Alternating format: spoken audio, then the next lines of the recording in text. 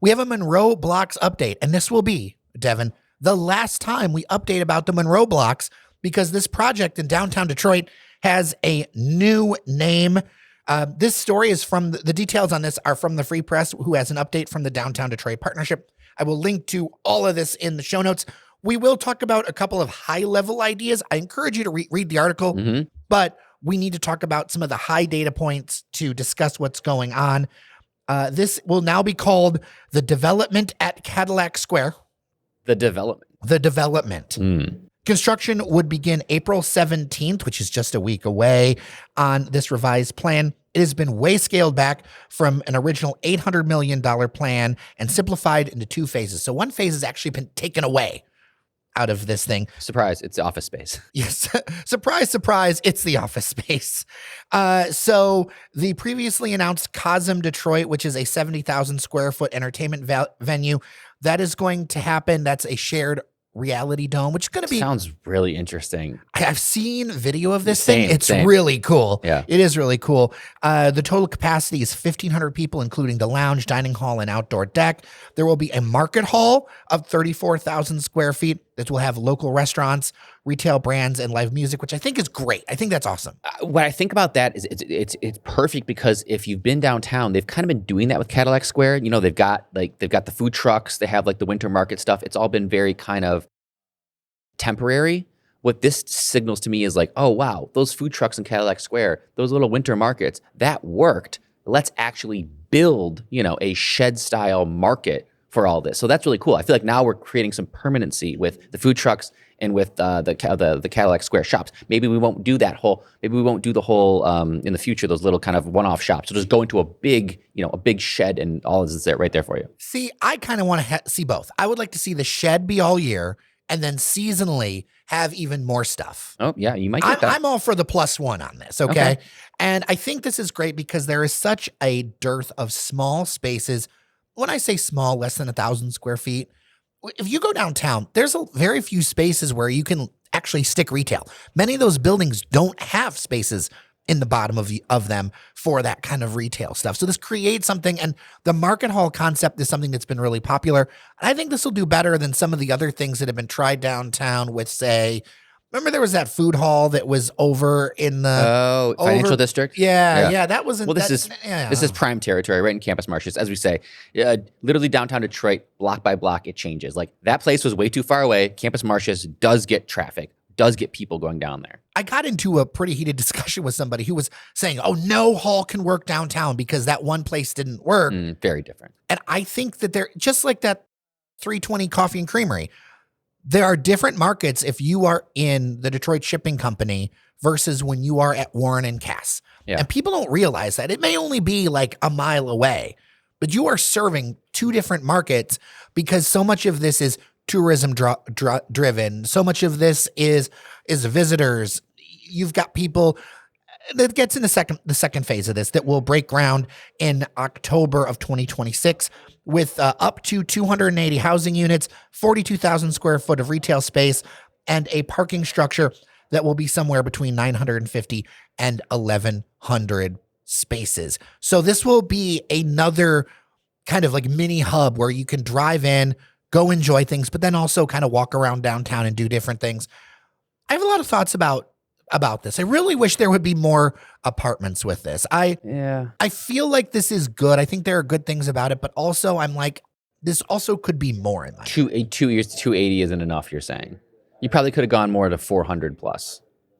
In my mind, to get the kind of density you need. I'm agreeing with you, yes. I think you need to think bigger, but I also know right now the economics are really hard because so we're talking about the tariffs. We're talking about building construction materials. Who knows what the cost of these things are going to be? And a lot of these plans nationally are going to drive up housing construction costs. Maybe it gets amended. You don't know. I mean, and by the time that you start this in 2026, I know it seems like not that long, but things change a lot. Maybe we do get more than 280 units because I would like to see that because as we're talking about this, the original renderings of Monroe Blocks had several high-rise towers, if people can remember that. And they actually have some renderings in the article here of the original plans. And there were several high-rise buildings, which obviously this is the center of downtown. That's appropriate. These second renderings, the Cosm is it's not gonna be very tall. It's not a tall building. It's just, maybe 5 to 7 stories, I would estimate. And then 280 units and a parking garage. I wonder if they do the parking garage underneath. But either way, 280 units is going to be about 10-ish stories. I mean, we're not talking about a 400-foot tower at any point. So they are definitely going a little lower rise, which I know fans of the show probably don't appreciate as much. Of course, I love to see high rise, but it is what it is, I guess, right? The original renderings of Monroe Blocks, do you remember those? Yeah, well, God, they're burned in my brain. They're so That's cool. my bread and butter. They were really cool, like really great design. And I feel like all we've done is kind of ratcheted down the design with each iteration. But do you know what? I want people to level set a little bit, because when you first saw the Monroe Block designs, whatever, how many years ago, the Hudson Tower hadn't even been finished. But more so, the Bedrock had not even taken on the Rensen yet. And I have to believe that this Rensen project has to be pulling manpower, investment dollars, development dollars. Like, they're just taking on so much that I think the Rensen probably, is directly related to not being able to do this at its same. Because think about the adjacent things that are happening, Jer. At the same time that we're doing the Rensen, they're going to be doing this Cadillac Square development at Cadillac Square. And we talked about more apartments. Well, they would say, we got hundreds of more apartments coming at the Rensen for you in a couple years. So it's like kind of like almost an and approach. I don't disagree with you, but I don't think that all the development should mostly be done by one company. Yeah, well, if someone else has the money to do it, that'd be nice. Right. Well, I would like a far healthier ecosystem where you have more people doing this. Like in a bigger situation, you have multiple people with resources able to deploy these projects. As long as we're always going to Uncle Dan, there's only going to be so much pace we have. I want to see more than that. And of course, you could say, well, District Detroit should have some things going on, and they should. But I don't think they have the resources to do it. They've been shopping that stuff for a while, and we're not seeing announcements. Yeah. Right. So I think we're in this interesting kind of like lock-in where I'd like to see more, but I don't know how we get out of it. I don't see us getting out of it again. Not to bring back pessimistic Devin, but this isn't a bad thing. It's not a thing to be super pessimistic about. It's going to get done.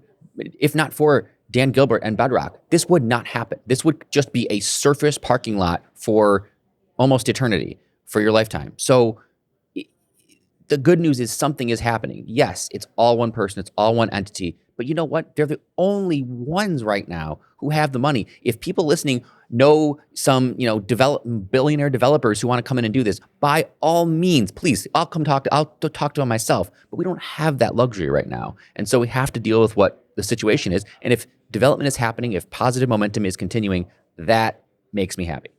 I agree. A point, though, brought up on our member Discord was about transit. If we didn't necessarily talk about this much on the show, but there is word that there will be a station next to the station at Michigan Central, that these are preliminary plans to put a train station next to the station for an upcoming Chicago, Detroit, Toronto train route. And part of that would be another parking garage for people serving that, and also for Corktown. And the frustration among some is we're just building garage after garage, and where is the transit? And I think this is what this tells me between that and this is that those like dreams of transit, when it comes to practically getting them done within the next few years, this tells me the developers agree with what you said last week, in that this is how it's going to be for the foreseeable future. People don't have time to dream right now, Jer. They live in the here and now. Most people are, you could say, not living paycheck to paycheck or day to day. Most people, folks, look at the here and now. And you know what people want right now? They want to just park near the thing that they want to go to. I'm sorry. That's what they want right now. If you polled them, they'd say, I just want parking, and I think it's hard to park downtown. I think it's hard to park in Corktown. It is, I've been many times to the train station. It is very difficult to park near the train station because there's so much going on, and very difficult to park in Corktown. So people just want to park closer. And so there is definitely a demand for a parking garage, as seemingly useless as a space that is. My only caveat is I hope that these parking garages actually include like first floor retail, or include some activation, maybe something on top. What I agree with listeners, I hate to see is just a parking garage for the sake of a parking garage with no other activity attached to it. So build housing on top of them, build retail underneath them. That's all at least something. If you're going to do a parking garage, do it right at least. And a parking garage is better than a surface parking lot. That is true. So I'm hoping this Monroe Blocks, as we're looking, we don't know all the details yet, but I'm hoping this parking garage is like underneath the residential, stacked, rather than just like it sitting there as a separate thing.